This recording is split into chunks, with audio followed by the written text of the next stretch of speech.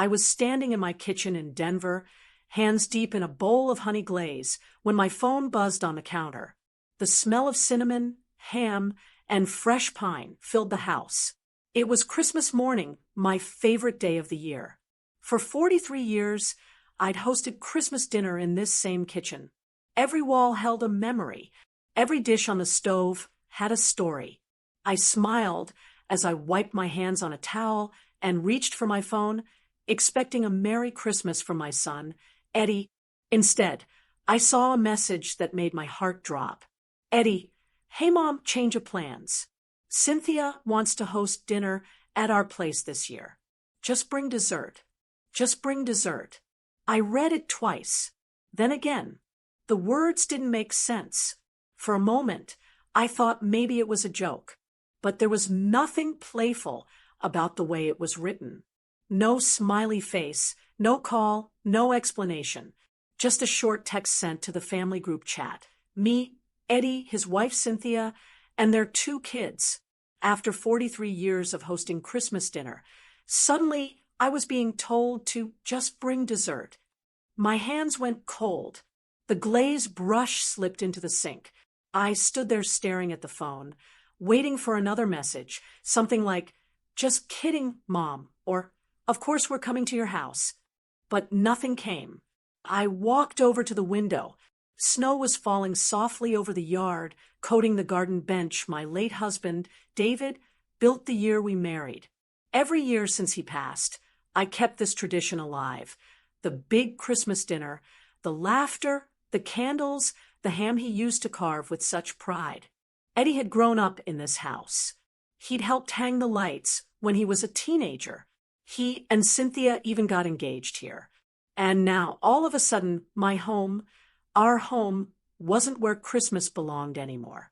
I texted back, "Oh, is everything okay?" His reply came quick. "Yeah, all good. Cynthia thought it'd be easier for the kids. Less driving around. We'll see you at 5. No apology. No invitation to help. No mention of the 43 years of tradition."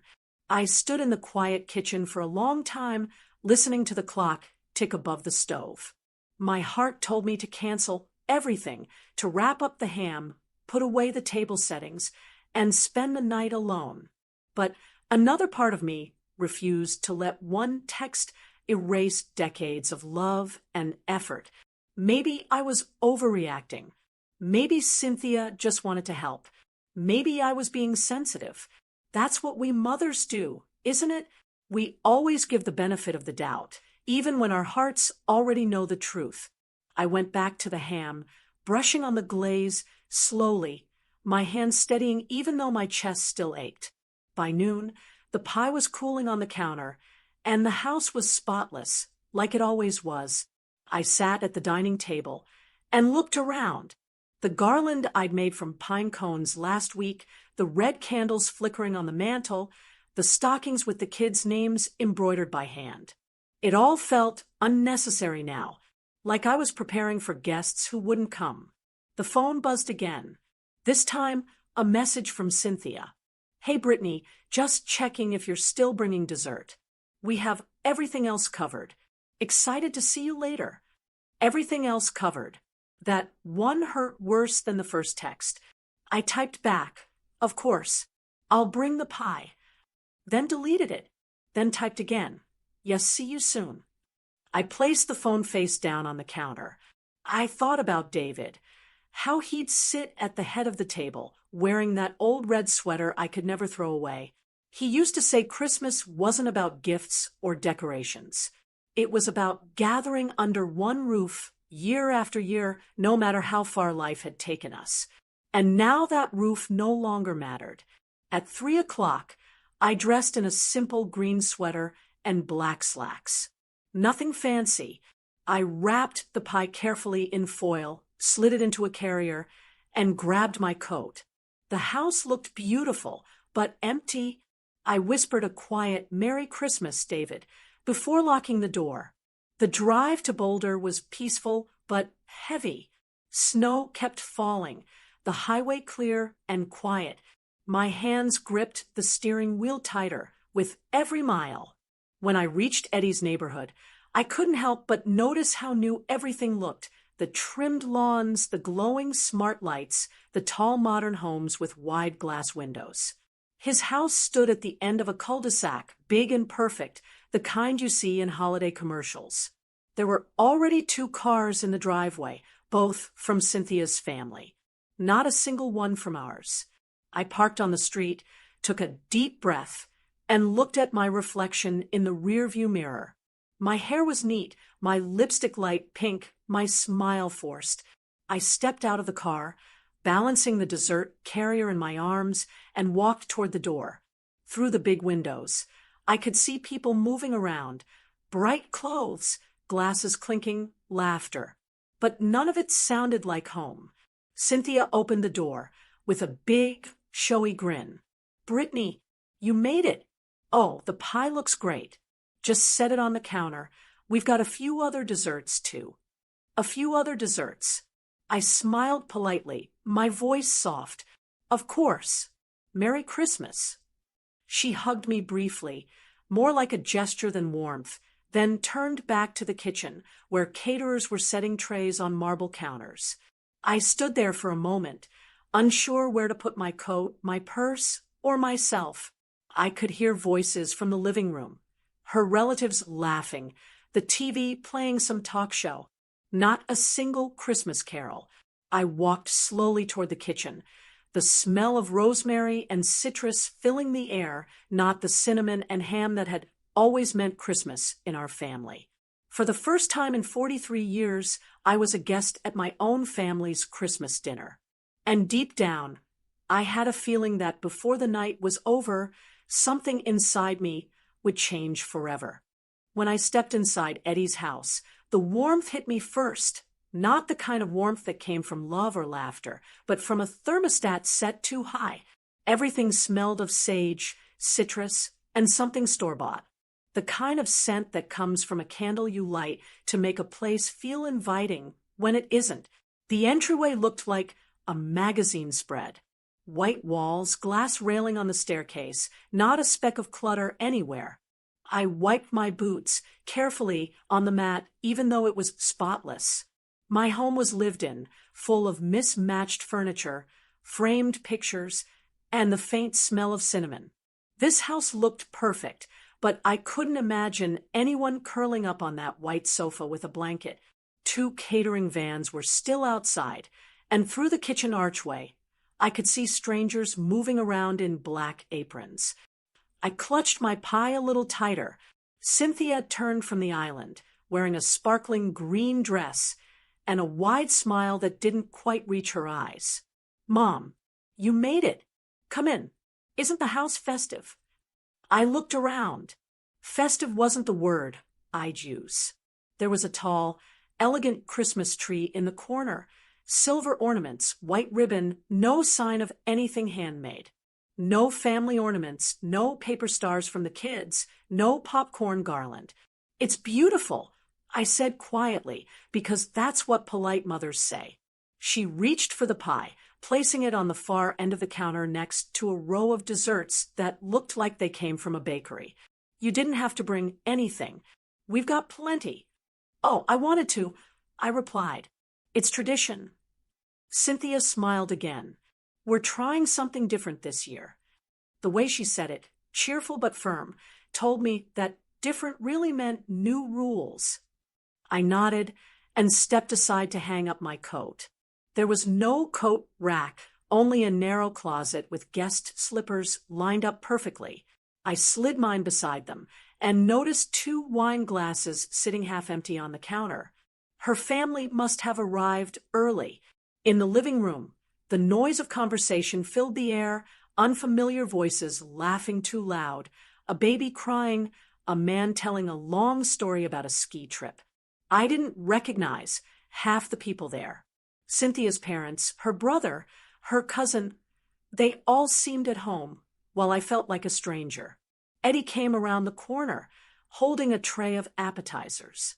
"Hey, Mom," he said quickly, kissing my cheek without looking me in the eyes. "Glad you made it. Isn't the place looking great?" "It's beautiful," I repeated, trying to sound cheerful. He was wearing a new sweater I hadn't seen before. Not one of the ones I used to knit him. He seemed distracted, glancing toward the dining table set with name cards and tall candles. "Everything's perfect," I said softly. He smiled, relieved I wasn't making things awkward. "Dinner's almost ready. Make yourself comfortable." I wanted to tell him I already was comfortable. At home, in the kitchen I'd cooked in since he was 5. But instead, I smiled and nodded. Cynthia's mother came over with a glass of white wine and an air of authority. "You must be Brittany," she said, offering a quick handshake. "Cynthia's told us so much about you." "Oh," I said. "All good things, I hope." She laughed politely but didn't answer. "You have a lovely son. They've really made a wonderful home together." I looked around the perfectly curated space. Yes, they had, but I wasn't sure where I fit in that picture. The caterers moved around quietly, placing dishes on the counter. Turkey breast, roasted vegetables, an expensive-looking salad. It all looked delicious, but cold, somehow, not the kind of food you sneak tastes of before dinner. I stood there feeling out of place, holding my purse, wondering where to sit. Nobody offered me a chair or asked about my morning. Cynthia's brother was showing pictures of his new boat, and her father was bragging about his golf game. I tried to start a conversation with one of the kids, my granddaughter, Maya. She was curled up on the couch with a tablet, watching a movie. "Maya, what are you watching, sweetheart?" "Something on Netflix," she mumbled without looking up. I smiled and sat beside her for a moment, but she kept her eyes glued to the screen. Kids are different these days, I thought. Not bad, just different. From the kitchen, Cynthia called out, "Mom, can you grab the napkins from that drawer by the fridge?"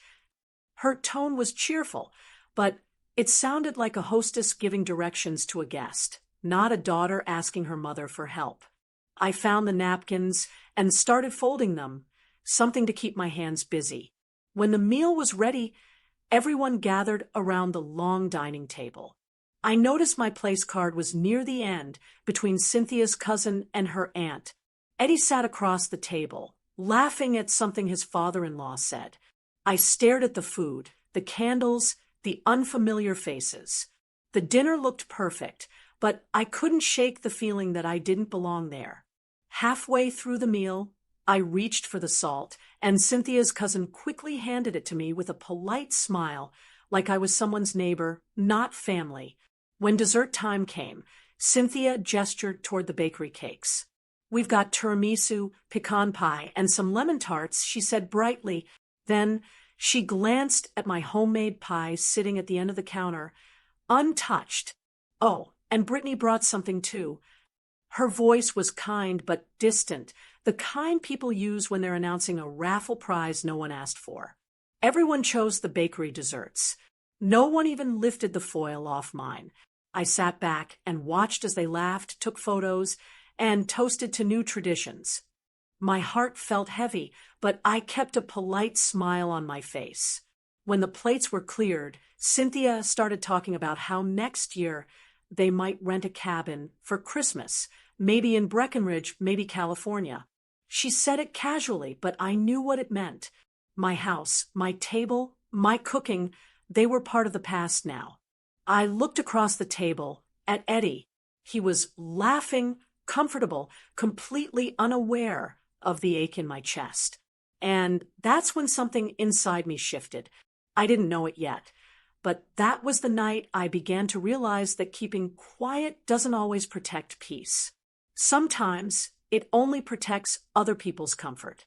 The laughter around me faded, and I made myself a silent promise. I wasn't going to sit quietly much longer, because this wasn't just any dinner. It was the first sign that my own family no longer saw me as the heart of it.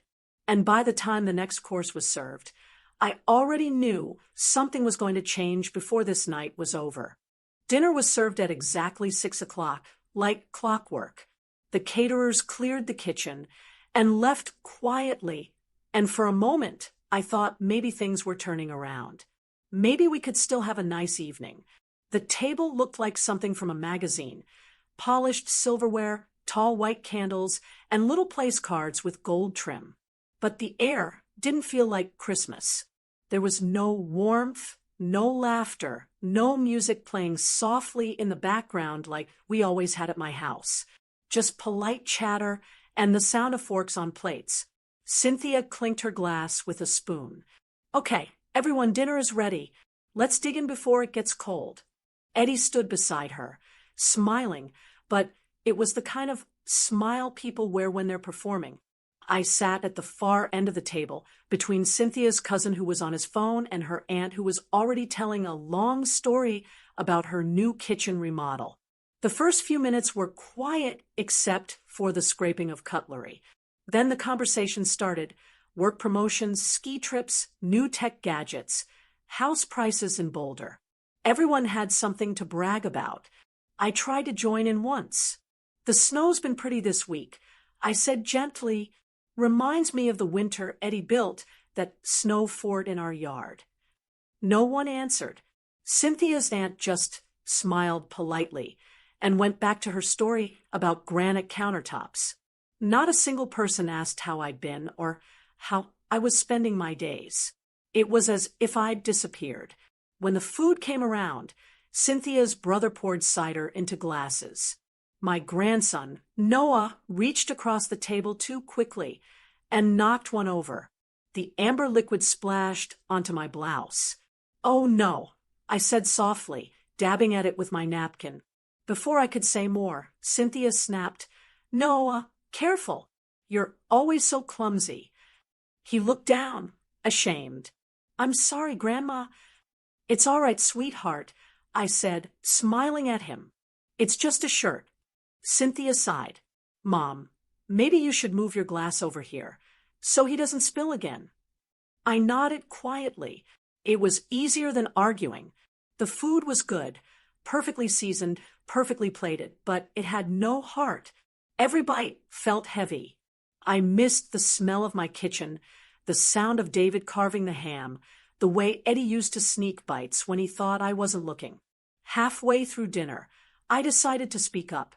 "Before we all eat," I said gently, "maybe we could say grace?" Cynthia looked up from her plate, fork halfway to her mouth. "Oh, Mom, that's sweet, but let's keep it casual this year." Just like that. Let's keep it casual this year. The words hit harder than I expected. I had said that same grace every Christmas since 1980, the year Eddie was born.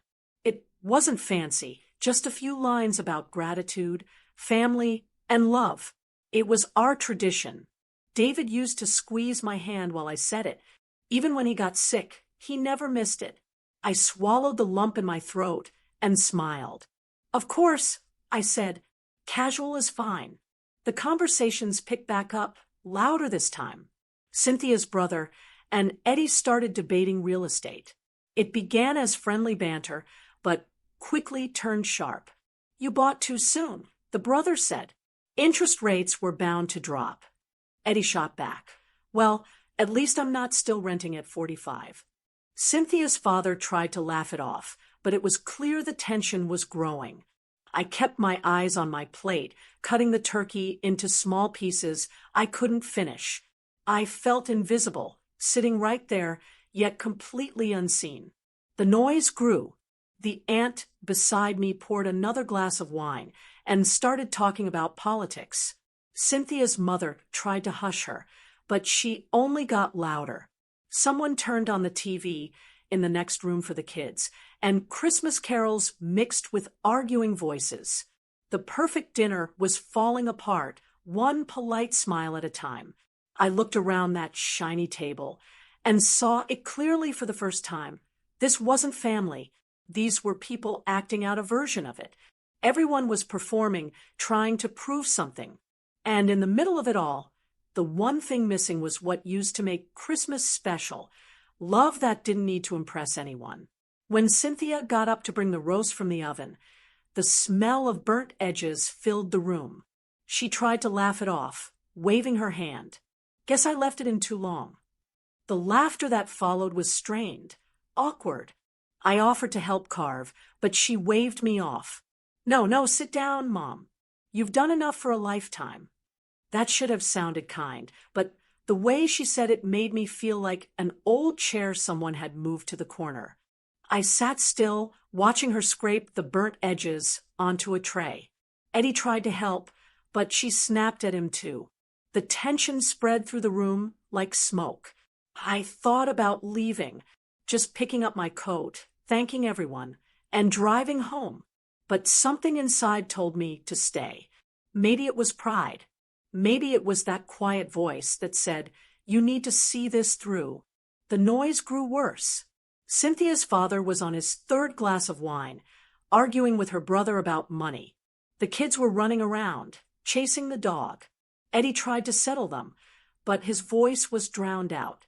I sat quietly, my hands folded in my lap, watching everything unravel. It was almost painful to see.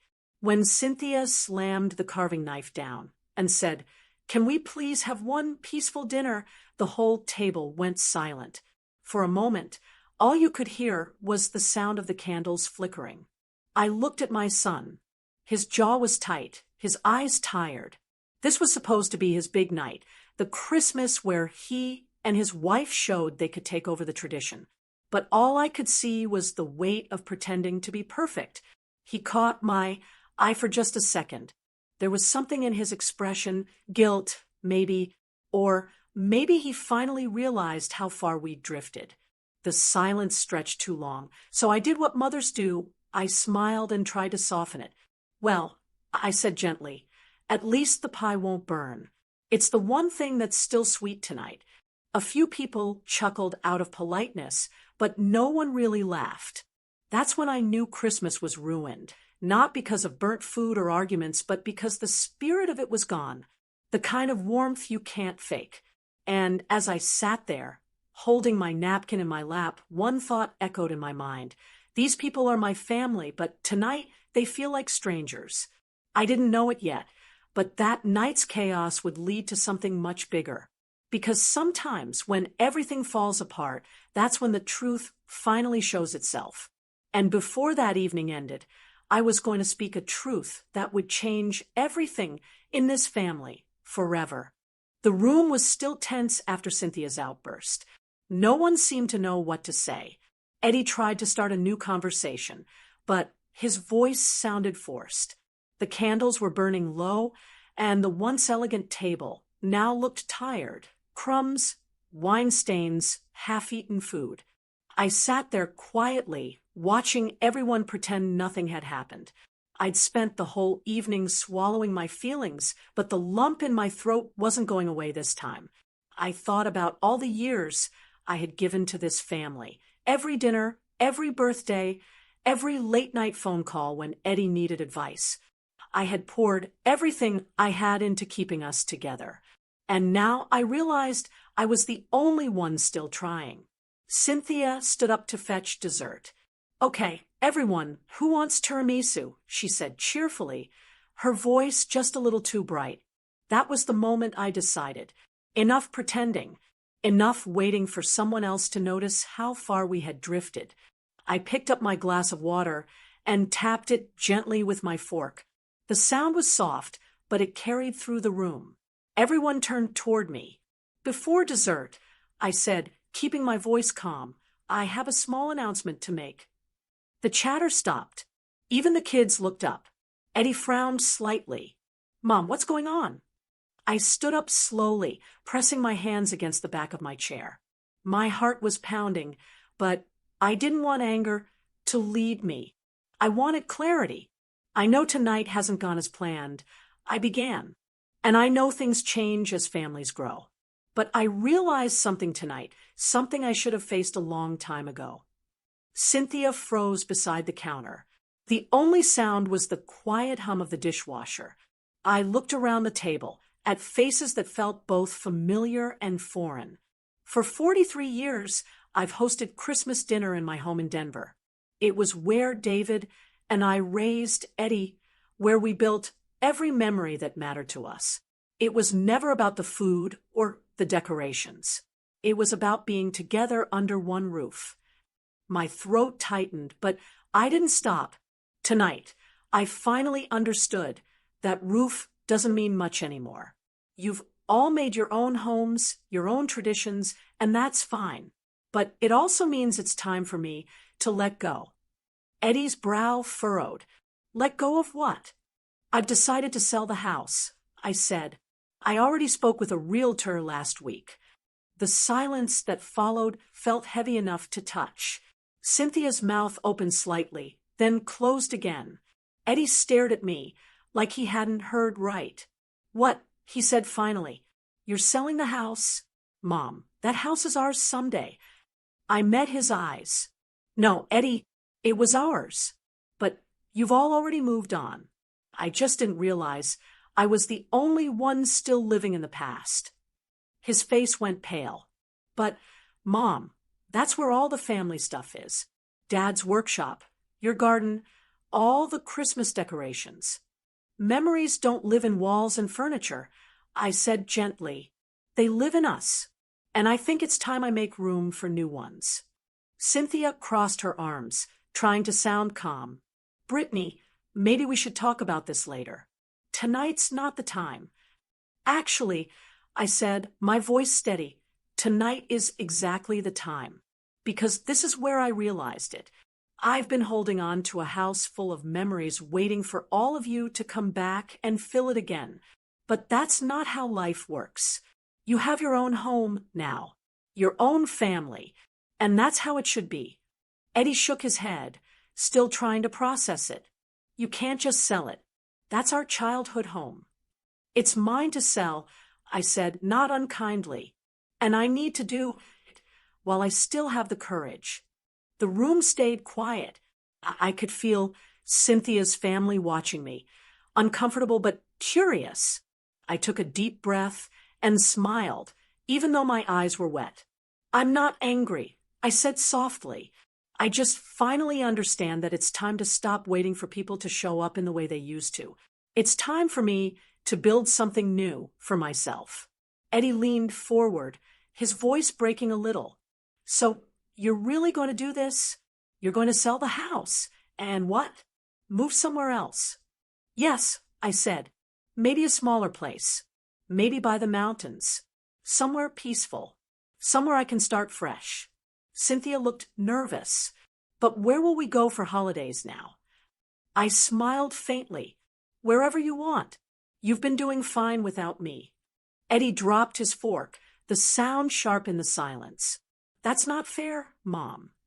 I'm not trying to be fair, I replied quietly. I'm trying to be honest. The weight of those words hung in the air. I looked at my grandchildren, sitting quietly at the end of the table. Maya's eyes were wide. Noah looked confused. I softened my tone. Don't worry, sweetheart, I said to him. Grandma's just making some changes. You'll still visit me. I'll just have a new house to show you. I turned back to the adults. I wanted to thank everyone for tonight, I said. It reminded me of what really matters and what doesn't. Eddie tried again. Mom, can we talk about this? I picked up my purse and my pie from the counter. There's nothing more to talk about tonight. You all have your plans. I have mine. As I walked toward the door, I could feel every pair of eyes following me. Cynthia started to say something, but Eddie stopped her with a small shake of his head. At the doorway, I turned around. Eddie, I said softly, I love you, and I'm proud of the life you've built, but I need to build mine too. Then I stepped outside. The cold air hit my face, sharp and clean. Snowflakes floated through the light from their windows, landing softly on my coat.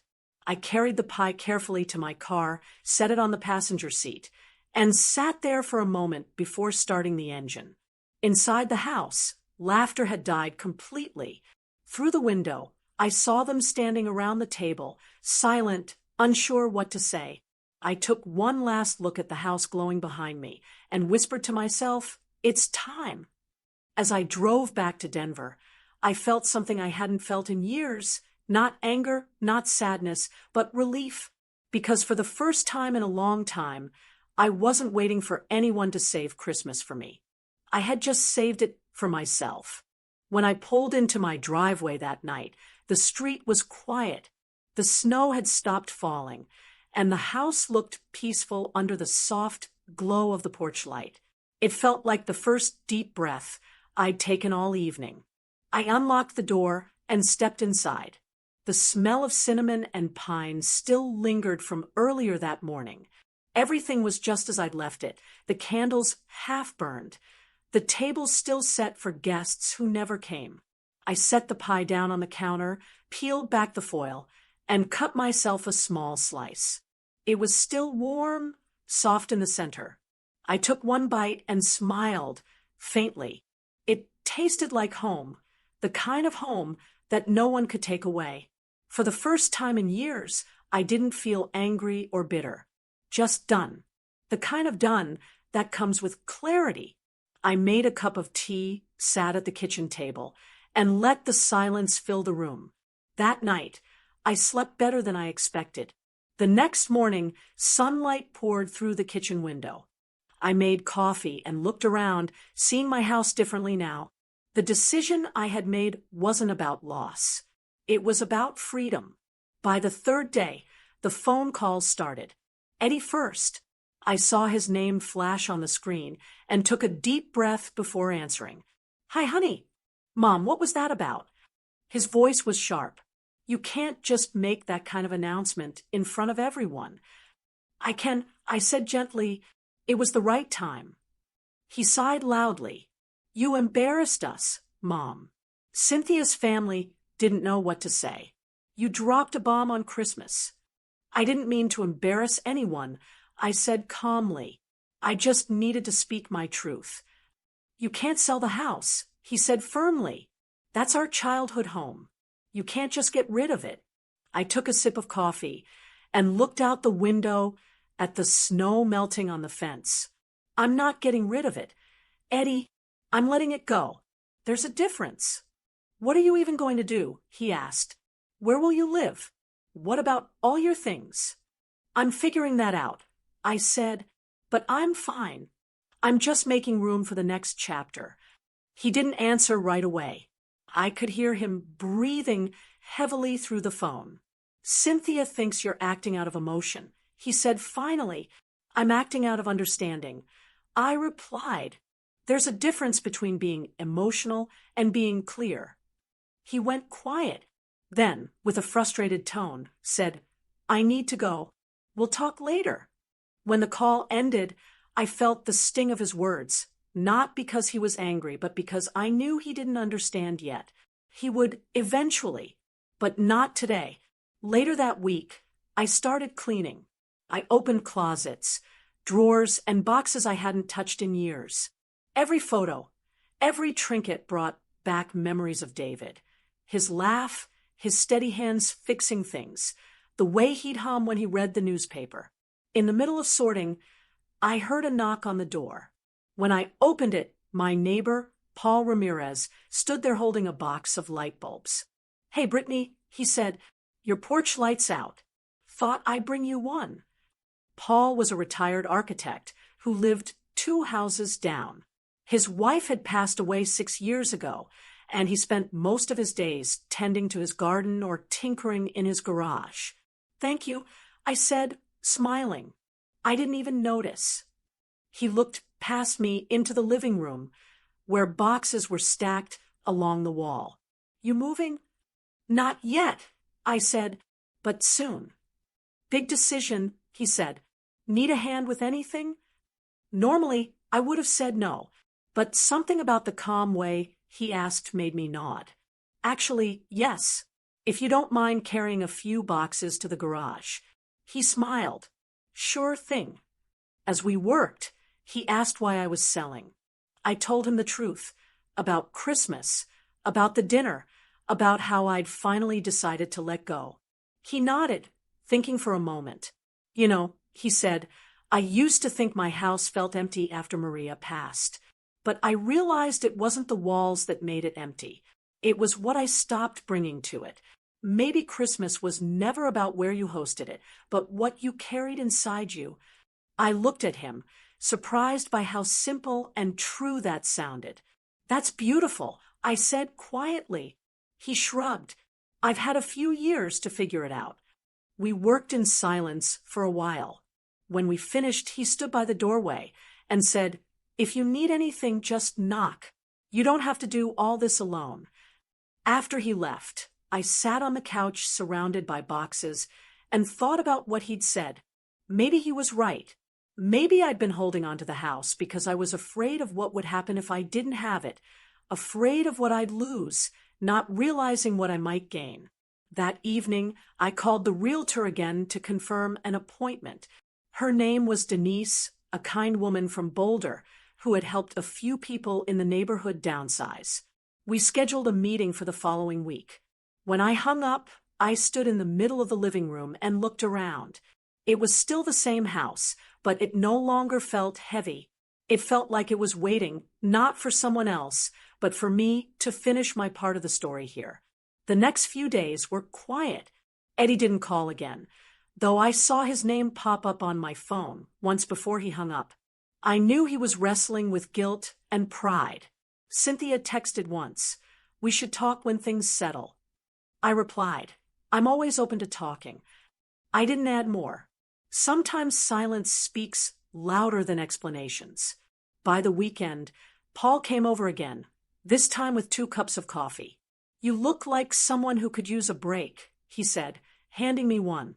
We sat on the back porch, watching the last bits of snow melt from the garden.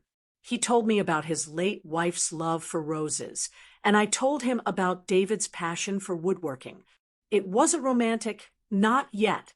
It was something quieter, a kind of understanding that comes from 2 people who have lived long enough to know that companionship doesn't always mean love. Sometimes it just means being seen. When he left, I felt lighter.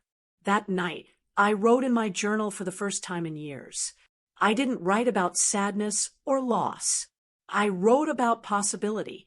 And for the first time since Christmas Eve, I didn't feel like a woman who'd lost her family. I felt like a woman who had finally found her footing again. The following week came quickly. The air had turned crisp again, and most of the snow in my yard had melted into little patches of frost. Denise, the realtor, arrived right on time, a folder tucked under her arm and a friendly smile that didn't feel rehearsed. "Your house is lovely, Brittany," she said as we walked through the living room. "You've taken great care of it. It's going to photograph beautifully." I nodded, glancing around at the space that had held a lifetime of noise and memories. "It's time," I said simply. We sat at the kitchen table while she went over details, listing price, open house dates, what to fix before photos. It all sounded so official, so final. When she left, I looked down at the pen I just used to sign the papers. My hand didn't shake. It was steady, certain. After she drove away, I went up to the attic. I hadn't been up there in years. Dust clung to the boxes, and the old pull chain light flickered weakly. Most of the boxes were labeled by season: Christmas, school years, David's tools, photos. I opened one marked personal. Inside were old letters, cards, and a few of David's notebooks. I sat on the floor, surrounded by the smell of cardboard and cedar, and began reading. Some of the pages were filled with his handwriting, neat, precise. He always wrote with purpose, even in small notes. Then I found an envelope addressed to me. The handwriting was his. The date in the corner said 1998. My breath caught. That was the year we took our first trip to the mountains together, long before Eddie got married. I unfolded the letter carefully. "Britt, if you're reading this years from now, promise me one thing. Don't wait too long to live. You've always taken care of everyone else. Me, Eddie, your mother. One day, you'll wake up and realize you've spent your life holding up everyone else's dreams. When that day comes, go live one of your own. Don't let time decide for you. Love, David." I sat there for a long time holding that letter. The attic was cold, but I didn't feel it. I thought about how often I'd told myself there would be time to travel, to rest, to breathe. And somehow the years had slipped by while I made sure everyone else was okay. That letter felt like permission, maybe even a nudge.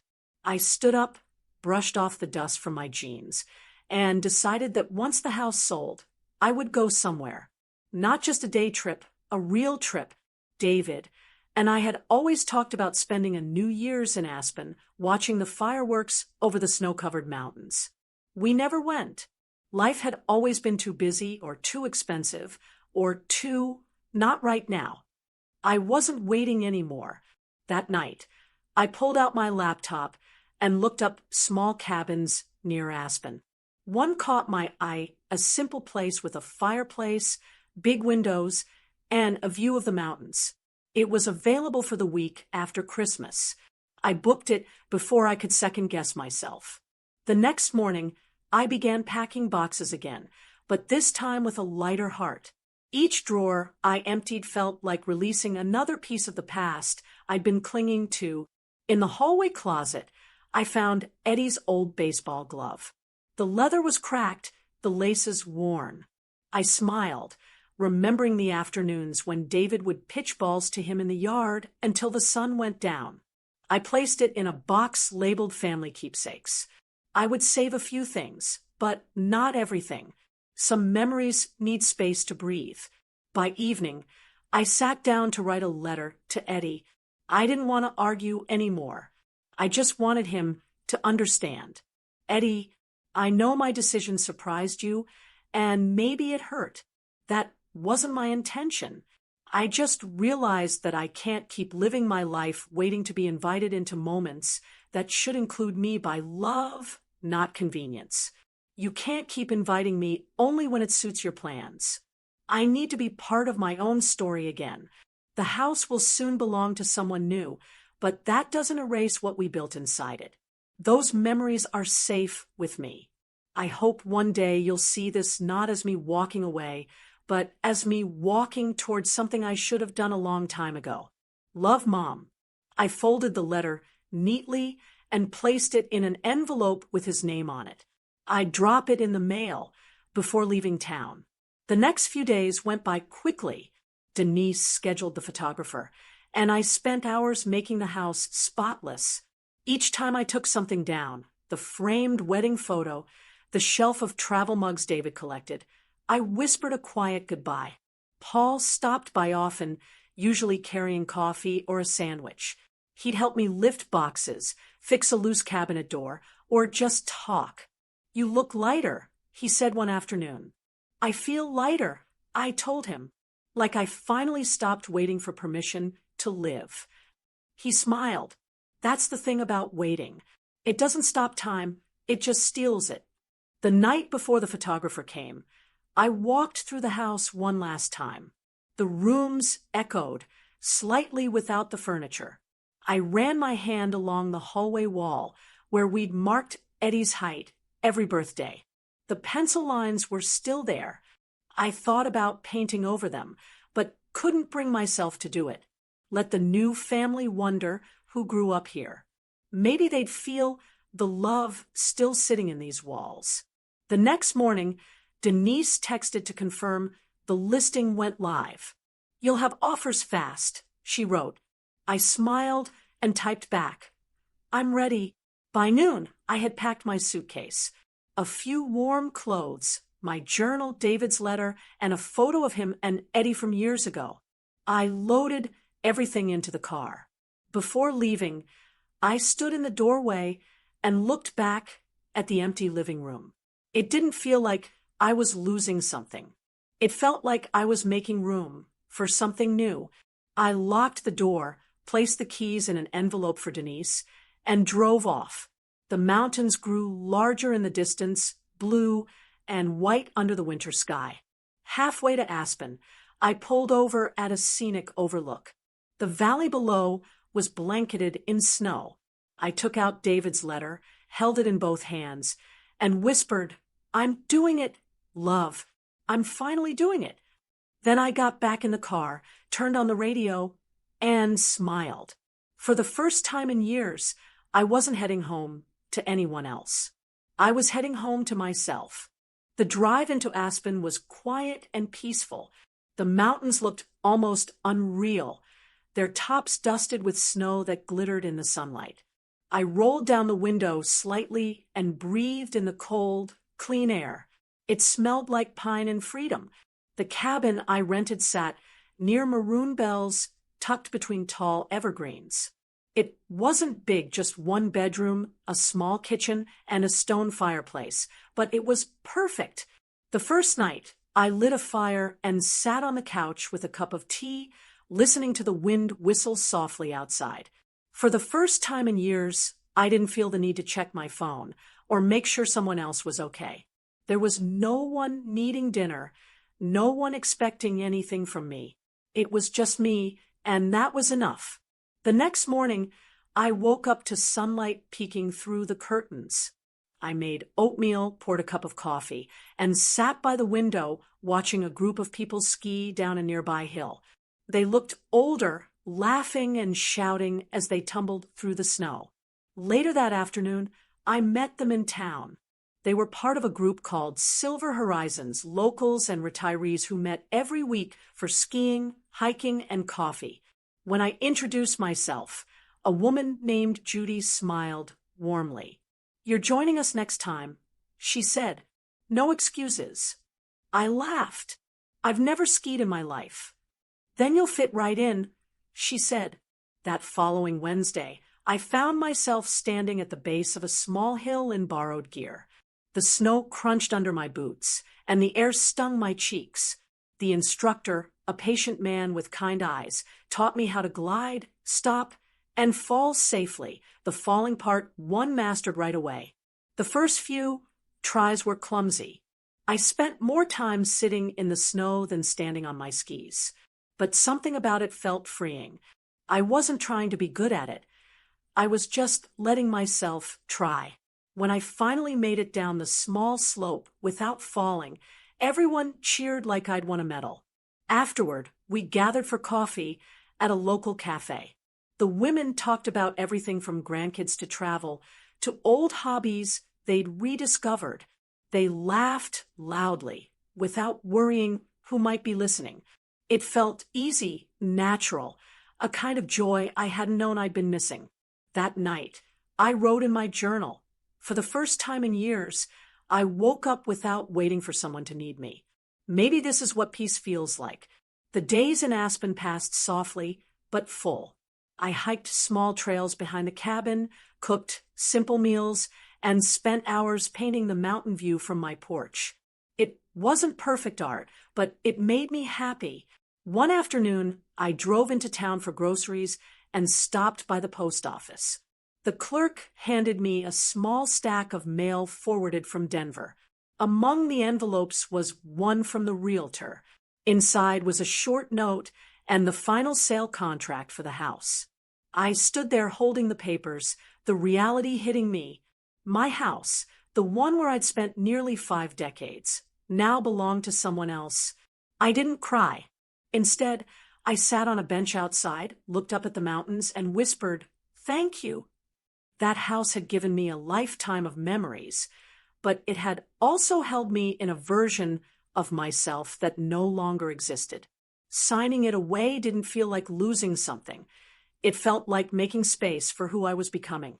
I signed the papers, mailed them back, and smiled. It was done.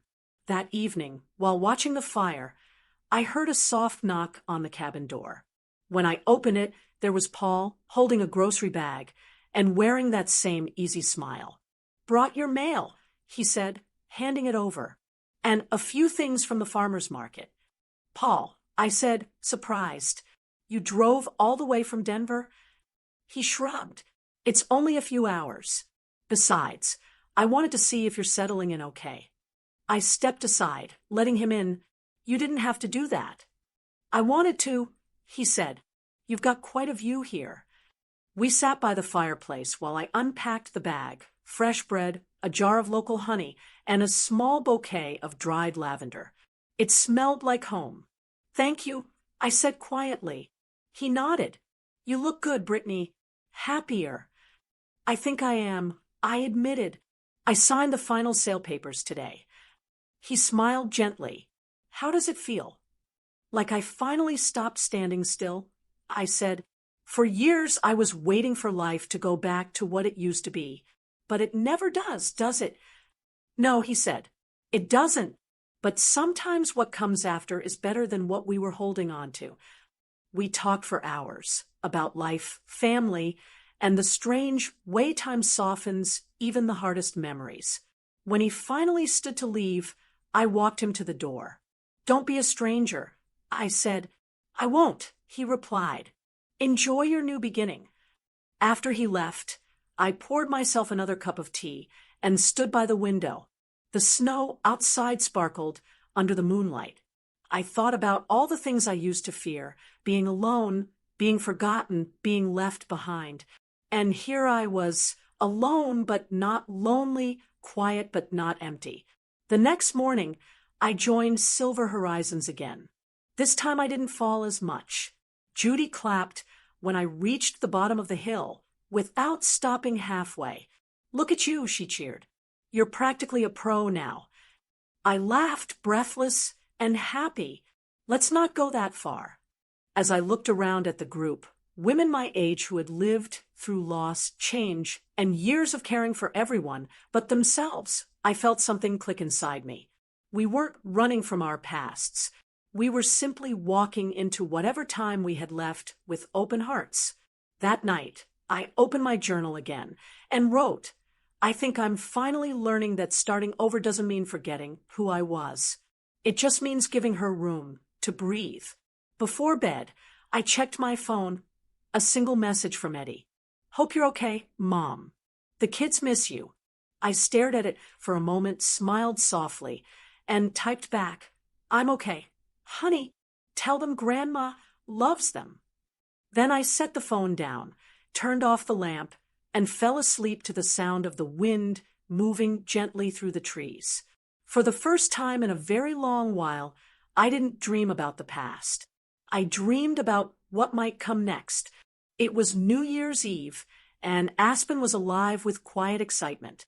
The town square sparkled with lights, and families strolled through the snow, holding cups of hot chocolate and laughter. I stayed in my cabin that night, sitting by the fire with a soft blanket wrapped around my shoulders. The clock on the wall ticked steadily, but I didn't feel the same ache I used to feel during holidays. I wasn't lonely, I was at peace. I had the radio playing softly, the kind of old country songs David loved, and I found myself humming along. I was halfway through writing in my journal when my phone rang. The screen lit up with Eddie's name. For a moment, I hesitated. I hadn't spoken to him since that sharp conversation after Christmas. But something told me to answer. Hi, honey, I said, keeping my voice calm. Mom, Eddie said, his tone uneven. I could hear noise behind him, dishes clattering, voices overlapping. Can you talk for a minute? Of course, I said. Is everything okay? There was a long pause. Then I heard it, Cynthia crying softly in the background. We hosted a New Year's dinner tonight, he said. Finally, it didn't go well. I closed my journal and listened. What happened? He sighed heavily. Everything. The food came out cold. The roast was overcooked. The kids were cranky.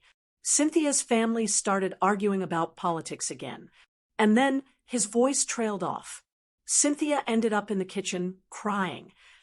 I could picture it. The fancy table, the forced smiles, the empty warmth. It wasn't hard to imagine the tension filling every corner of that perfect house.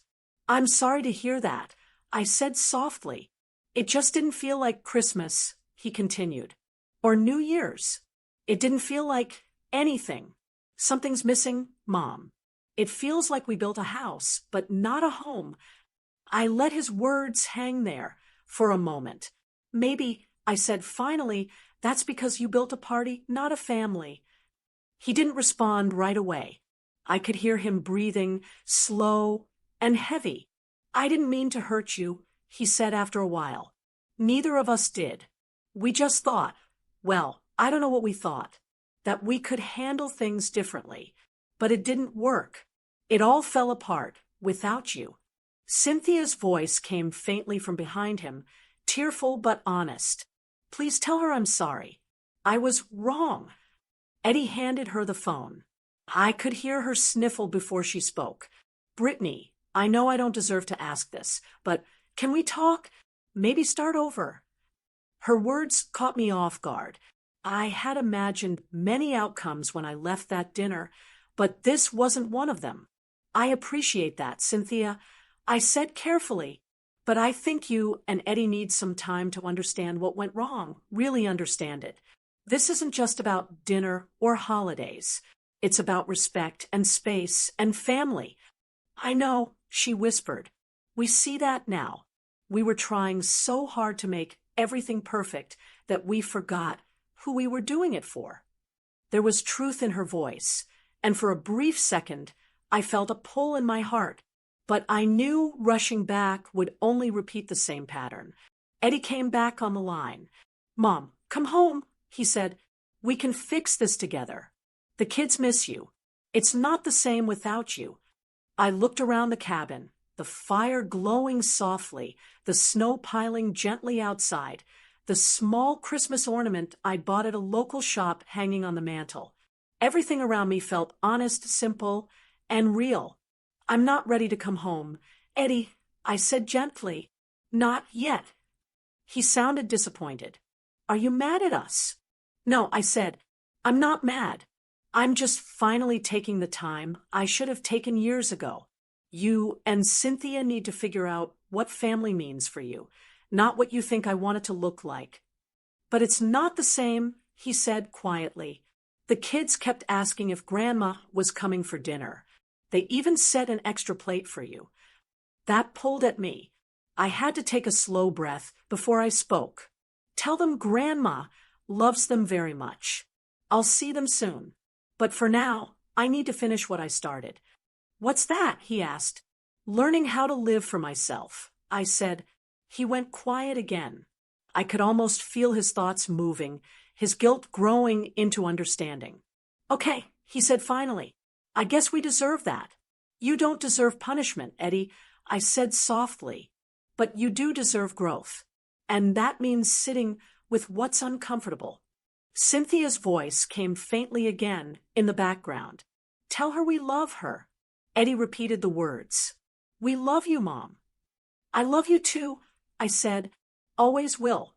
After we hung up, I sat there for a long time, staring into the fire.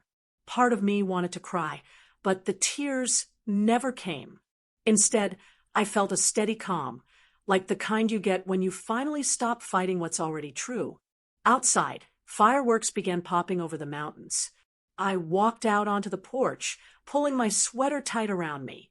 The bursts of color lit up the snow-covered peaks, and I thought about David's letter, about how he told me not to wait too long to live. He would have been proud of this moment. I raised my cup of tea like a toast to the night sky. Here's to letting go, I whispered, and to whatever comes next. The phone buzzed again later, a text from Eddie. Happy New Year, Mom. We're going to do things differently this year. I smiled and typed back, Happy New Year, Eddie. That's the best gift you could give me.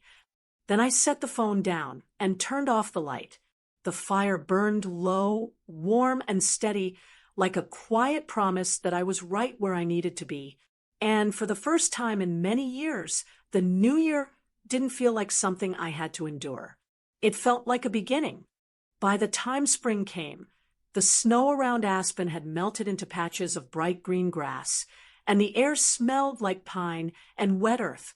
The mountains still wore traces of white at their peaks, but down in the valley, everything was waking up again. So was I. I had stayed longer than I planned. What was supposed to be a short winter trip turned into something more, a season of peace I didn't know I needed. I joined Silver Horizons twice a week. We didn't just ski anymore. We hiked, shared lunches, and sometimes just sat by the lake talking about life. That group became something special. Most of us were widows or women living alone.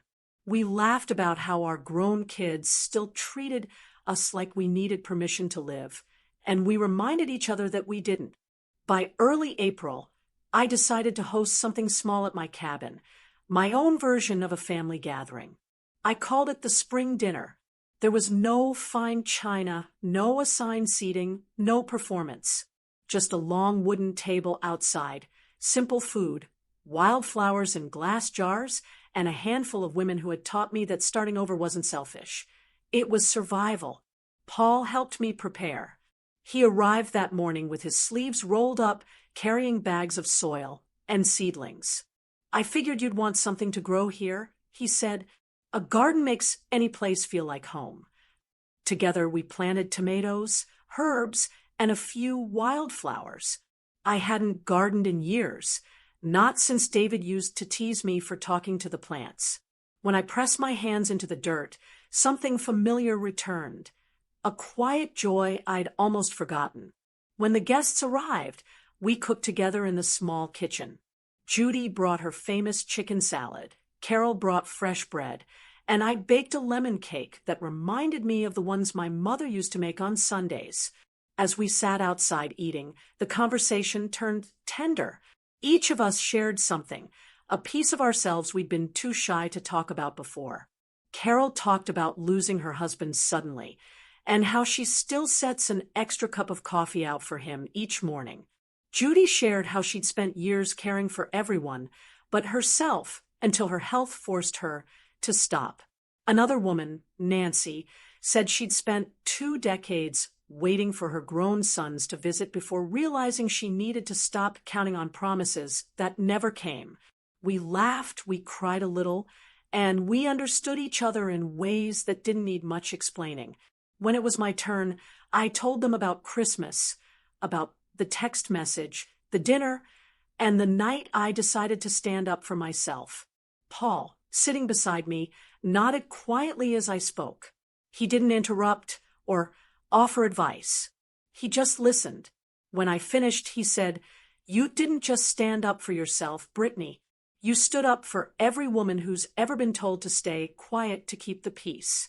That stayed with me. After dinner, when everyone had left, I sat outside watching the sky turn pink over the mountains. I felt grateful, not because everything had been easy, but because I was finally living honestly. A week later, as I was cleaning up the garden, I found a letter in my mailbox. It was addressed in careful handwriting I recognized instantly Cynthia's. For a moment, I thought about not opening it. Part of me, worried it would reopen wounds I'd worked hard to close. But something told me to read it. The letter was simple but sincere.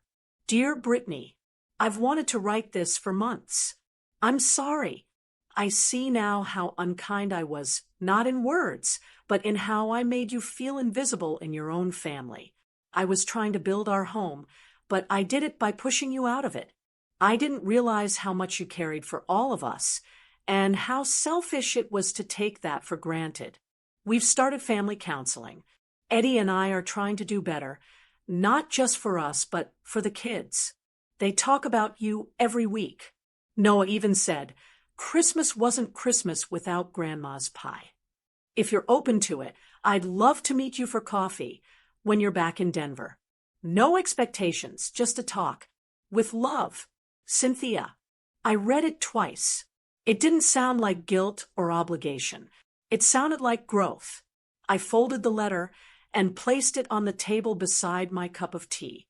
For a while, I just sat there, listening to the wind through the pines. Forgiveness, I realized, doesn't always come as one big moment.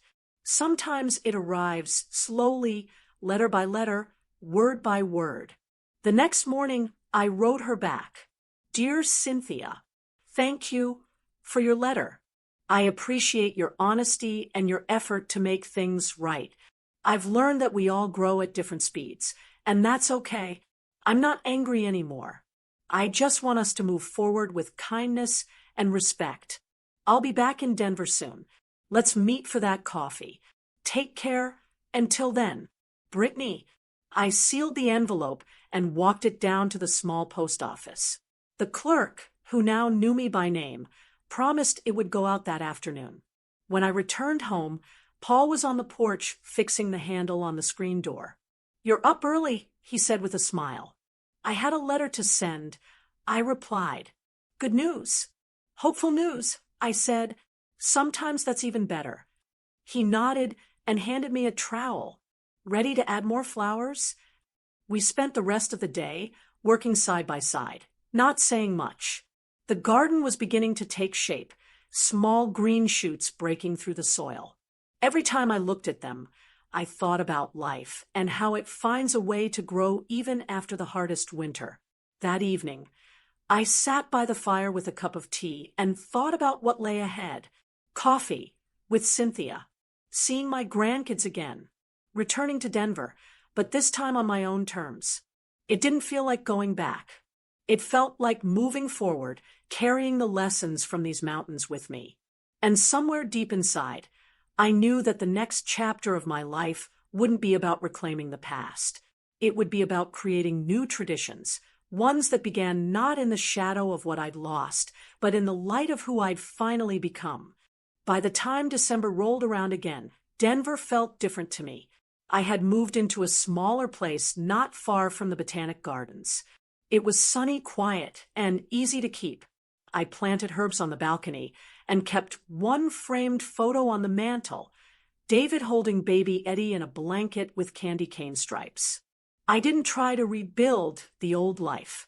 I just lived the one I had now. A week before Christmas, Eddie called. His voice was steady. "Mom, we're keeping it simple this year. Just us, the kids, and a small meal at home. Will you come?" "Yes," I said. "I'd like that." When I pulled up on Christmas Day, the house looked the same from the outside, but inside everything felt warmer. There was no caterer, no perfect place cards. The tree was lopsided and covered with handmade ornaments. I spotted a crooked felt star with Maya stitched in big letters and a paper chain draped across the middle like a smile. Cynthia met me at the door in a soft sweater and an honest face. "Merry Christmas, Brittany." "Merry Christmas," I said. She took my coat and nodded toward the kitchen. "I made your sweet potato recipe," she said. "I followed your notes exactly. I hope I did it right." We walked in together. The table was smaller and set with the dishes I used to keep for everyday dinners, not company. A single candle, cloth napkins that didn't match. The ham was resting on a cutting board. I smelled cinnamon, clove, and orange peel. For the first time in a long time, it smelled like our family again. Noah ran in and wrapped his arms around me. "Grandma, you came." "I told you I would," I said, smoothing his hair. Maya held up a drawing. "I made this for you. It's our family at your new place." I looked at it, stick figures under a window full of plants. "It's perfect," I said, and meant it. When we sat down, Eddie cleared his throat. He didn't tap a glass or ask for attention. He just looked at me. "Mom, would you say grace?" I searched his face. There was no performance, only a son asking his mother for something that mattered. I nodded. We bowed our heads. I didn't use the old words because the old life was gone. I used simple ones that fit the life we were in now.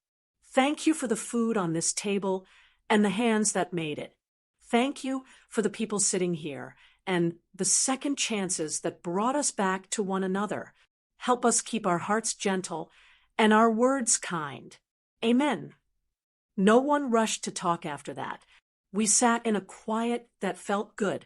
Then Eddie wiped at his eyes and smiled. Amen. We passed dishes around. The sweet potatoes were just right, soft, a little brown at the edges. The ham carved easily.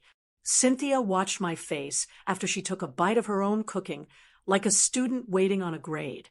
I reached for her hand. "Delicious," I said. "Really?" She squeezed back. "Thank you for teaching me without making me feel small."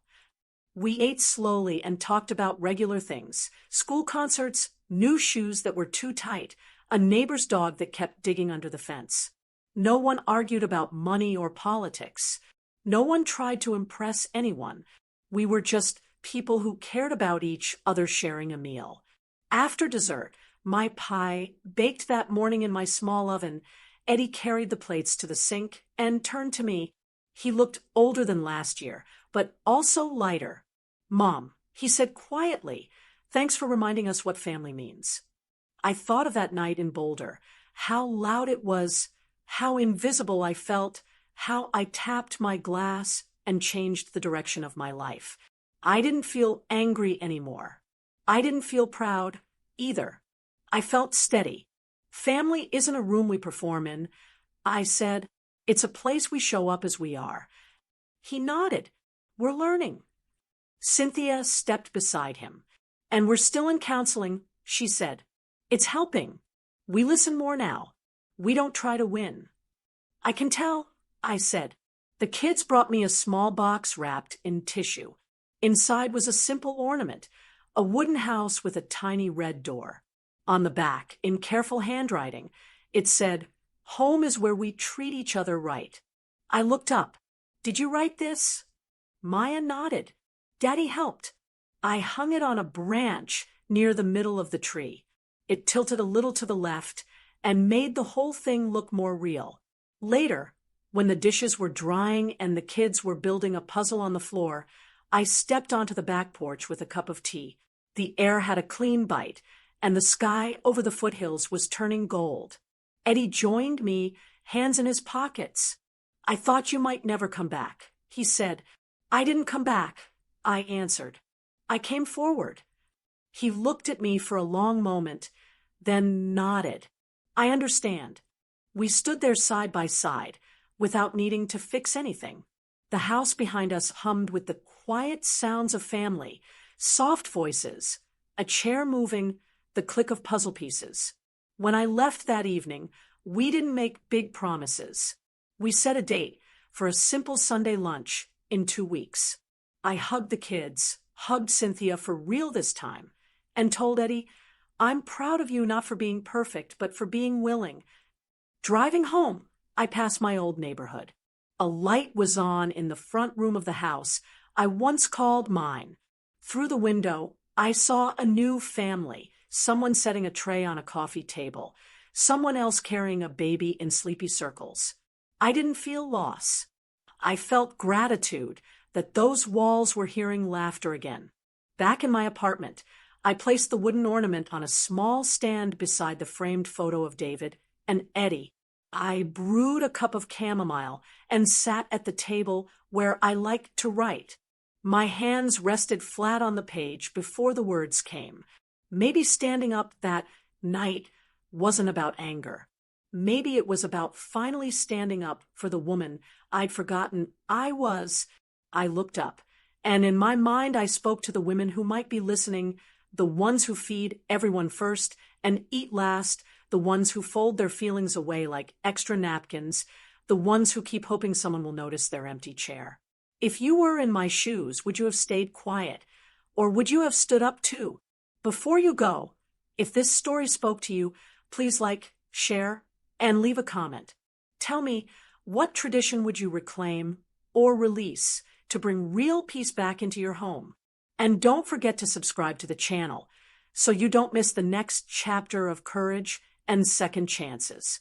Now, if you like this story, go ahead and click on the next video appearing on your screen, because in it is a story of betrayal and revolt like you've never seen before on Her Kindle Stories.